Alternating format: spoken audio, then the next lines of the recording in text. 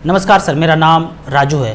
आज एक स्लाइड में हम देखेंगे कि large cap, mid cap, small cap में एवरेज रिटर्न क्या दिया है। 1 साल में, 5 साल में, 10 साल में, 15 साल में एवरेज रिटर्न क्या दिया है। तो यहाँ पे फंड का नाम है Nippon India large cap, ICC blue chip, HDFC top 100, Tata large cap. इस तरह से सारे लार्ज कैप कंपनी के फंड है यहाँ पे, जितने भी लार्ज कैप है। और लास्ट में बीएससी टॉप 100 सेंसेक्स इंडेक्स का रिटर्न यहाँ पे दिखा रहा है। तो यहाँ पे चेक करते हैं कि लार्ज कैप कैटेगरी में पिछले 1 साल, 5 साल, 3 साल, 10 साल, 15 साल में क्या रिटर्न हुआ है, यहाँ चेक करते हैं। 1 साल का बात करते हैं तो 25%, 22%, 20%, 20% इस तरह से रिटर्न है। पिछले 5 साल का बात करें तो 12%, 13%, 11%, 12% इस तरह से अगर देखते हैं, लास्ट में एवरेज कितना आ रहा है, 14.7% का आ रहा है। जबकि 1 साल में देखते हैं 20% का रिटर्न आ रहा है। अगला कैटेगरी देखते हैं, अगला कॉलम में कितने साल का है, 7 ईयर्स एंड 10 ईयर्स का देखते हैं। तो एवरेज रिटर्न जो लार्ज कैप कैटेगरी में आ रहा है 12% का, 14.4% का। अगला कॉलम जो है वो है 15 साल के लिए।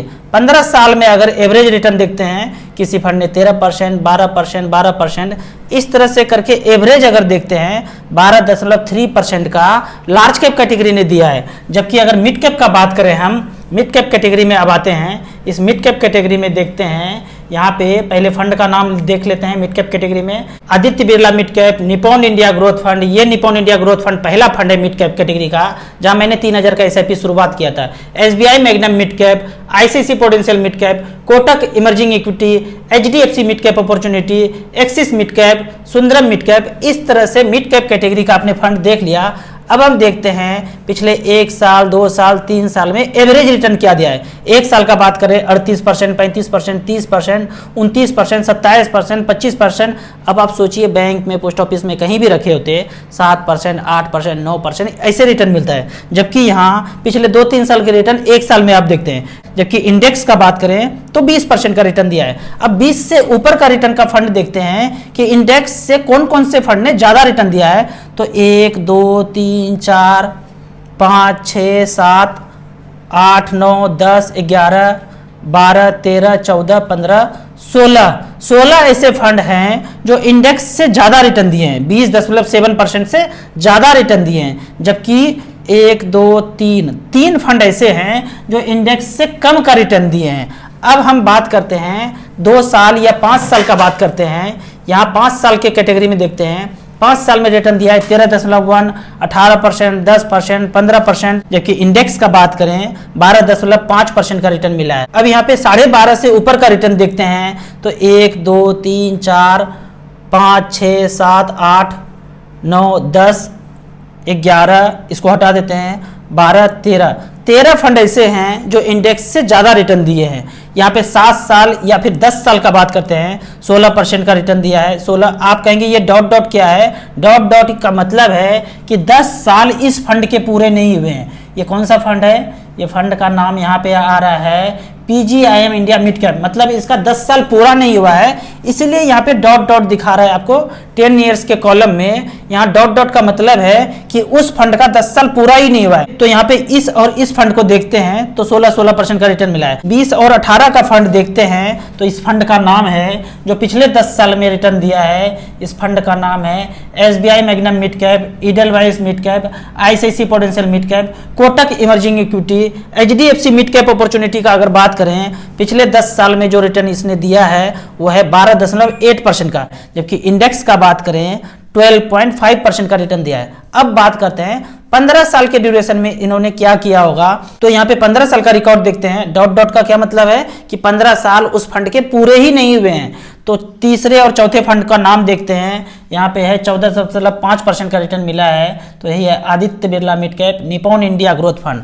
इस तरह से उनका 15 साल पूरा हो चुका है। तो यहाँ पे 15 साल के कॉलम में ये दिख रहा है। जबकि 15 साल में इंडेक्स का अगर रिटर्न देखते हैं, 15 साल में मिड कैप कैटेगरी में एवरेज इंडेक्स ने जो रिटर्न दिया है 11.9% का रिटर्न दिया है। तो 15 साल में लंबे समय में, लॉन्ग टर्म में देखिए आप, सारे ने 11.9 से ज़्यादा रिटर्न दिया है। सबसे मिनिमम जो दिया है 12.6% का रिटर्न है। तो इसीलिए मैं ये कहता हूँ, मैं ये मानता हूँ कि लंबे समय में बने रहेंगे तो आपको इंडेक्स से ज़्यादा रिटर्न आपको एक्टिवली मैनेज फंड में मिल जाएगा। यहाँ आप देख सकते हैं कि यहाँ कम रिटर्न मिला है, बाकी सारे फंड ने बेहतर रिटर्न दिया है। अब तीसरे कैटेगरी का बात करते हैं स्मॉल कैप कैटेगरी में।